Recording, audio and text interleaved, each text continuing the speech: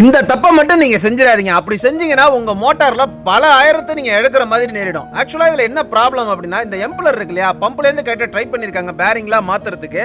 ஆனா கட்ட முடியல, பாறை வெட்டுரும்பு வச்சு தட்டிருப்பாங்க போல் இருக்கு. கேஸ்டைன் எம்பலர் அப்படிங்கறதுனால டப்புன்னு உடஞ்சு போச்சுங்க.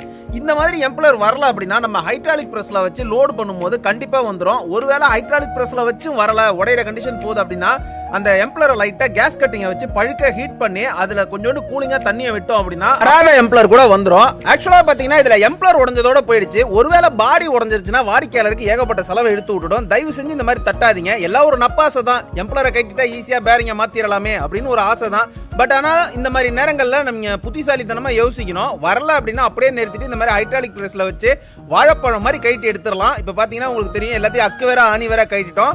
மோட்டார் செட் வச்சிருக்கக்கூடிய விவசாய நண்பர்களுக்கு இந்த வீடியோவை ஷேர் பண்ணுங்க. யூஸ்ஃபுல்லான கண்டென்ட் தர நம்ம சேனல் இன்னும் நீங்க சப்ஸ்கிரைப் பண்ணாம பார்த்துட்டீங்க, கீழே சப்ஸ்கிரைப் பட்டன் அழுத்திடுங்க.